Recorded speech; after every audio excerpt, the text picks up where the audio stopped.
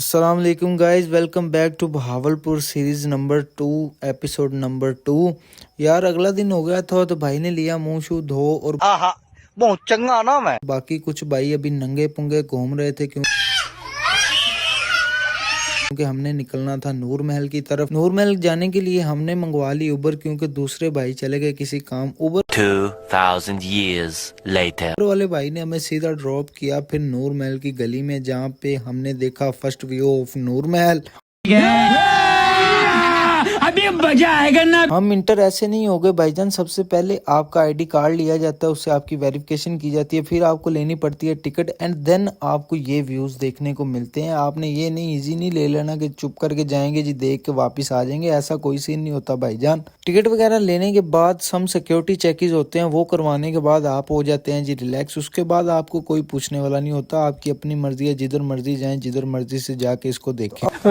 اب باری تھی جی اس کے اندر جانے کی۔ اندر جانے سے پہلے یہ 2 گارڈ ہیں باکس میں لپٹے جو کہ آپ کے اوپر فل نگرانی دیتے ہیں۔ انٹرنس ہوتے ہی آپ کے سامنے ایک ایسا ہال آ جاتا ہے جس کے سامنے ایک بڑی سی LED لگی ہوتی ہے، جس میں اکثر آپ کو دکھایا جاتا ہے کہ یہاں پہ بہاولپور کی بنیاد وغیرہ کیسے رکھی گئی تھی اور کمپلیٹ سٹوری اس میں دکھائی جاتی ہے۔ ہم آگے جی آگے اندر، پھر ہم نے دیکھا اندر سے تو یار یہ کمال تھا۔ دیواروں پہ اس قسم آرکیٹیکچر بنے ہوئے تھے جس میں یہ بتایا جا رہا تھا کہ بہاولپور کی کرنسی کیسی تھی، بہاولپور کے کنگز کو کیا پسند تھا کیا پسند نہیں تھا، ان کے میپ، ان کی جو بھی پوشاک خوراک، جو بھی ان کے نظام تھے، وہ سب ان دیواروں میں آپ کو دیکھنے کو مل جاتا ہے۔ ایک ایک چیز اگر میں آپ کو ایکسپلین کروں گا تو بہت زیادہ دیر ہو جائے گی۔ ہم آگے جی پھر ملکہ کے روم میں سب سے خوبصورت چیز یہ تھی غلاف کعبہ، جس کو ہم نے بہترین طریقے سے ریکارڈ کیا۔ ساتھ میں یہ کچھ بیچز وغیرہ بھی پڑے تھے جس کی مجھے ذرا بھی سمجھ نہیں آئی کہ وہ کیا تھے۔ اسی سائیڈ پہ ہم نے آگے دیکھا کہ ایک سائیڈ پہ بڑی خوبصورتی سے ان کے دور کے جو بھی سیکیورٹی چیکس وغیرہ ہوتے تھے ان کے حساب سے ان کی یونیفارمز کو بڑے اچھے طریقے سے سیٹ کیا ہوا تھا، جو کہ انتہائی خوبصورت تھا۔ ساتھ میں یہ ان کی کچھ جیولریز وغیرہ تھی اور یہ کپڑے وغیرہ رکھے ہوئے تھے جو کہ مجھے بالکل بھی نہیں پتا کہ کیا تھے۔ یہ بین وغیرہ بھی تھی۔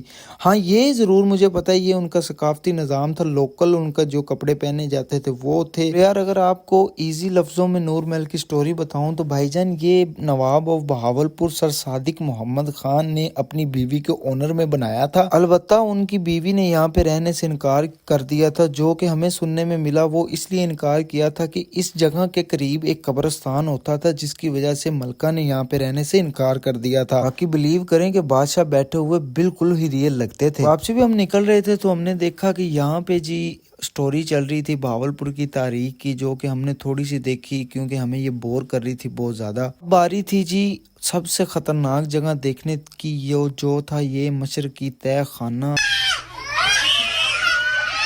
ہم نیچے ہوئے جی انٹر ہوتے ہی سب سے پہلے ہمارے سامنے یہ پتلا آیا اور ہم نے دیکھا کہ یہ ایک چھوٹی سی سرنگ تھی، پتہ نہیں کہاں پہ جا رہی تھی۔ بیسیکلی یہ وہ لوگ ہوتے تھے جو بادشاہ کے لیے کام وغیرہ کرتے تھے، بادشاہ نے ان کے لیے ایک الگ سے تہہ خانہ بول لیں یا ان کی رہائش بول لیں، کچھ بھی بول لیں جو آپ کو اچھا لگتا ہے، ٹھیک ہے جی۔ یہ وہ بندے ہوتے تھے جو اپنی اداکاری دکھاتے تھے، جو بادشاہ کے لیے ڈفرینٹ چیزیں بناتے تھے۔ کچھ لوگ یہاں پہ ویپنز وغیرہ بناتے تھے تو ویپنز کو بھی اسی ڈیزائن سے وہاں پہ لٹکایا ہوا تھا۔ یہ سب دیکھنے کے بعد پھر میں نے سوچا کہ یار یہ بندے کب سے کھڑے ہیں، کسی نے ان کا حال چال نہیں پوچھا، تو پھر بھائی نے ان کا حال چال پوچھ لیا کہ بھائی جان ٹھیک ہو، خوش ہو، ایزی ہو، ریلیکس تو یہ سب چولیاں مارنے کے بعد اب باری تھی جی ہمارے گھروں کو لوٹنے کی، تو ہم نکل پڑے پھر واپسی کی طرف۔ بلیو می یار اندر بہت زیادہ ڈر لگتا تھا تو ہم نے گھبرائے نہیں، لیکن ہم نکل پڑے واپسی کی طرف۔ واپسی پہ پھر ہم نکلے، رستہ ہو گیا جی ہمارا کنٹینیو، ہمارا تھا روزہ، تو پھر ایک بھائی گیا تھک، اس نے بولا کہ بھائی جان اب گاڑی چلانی ہے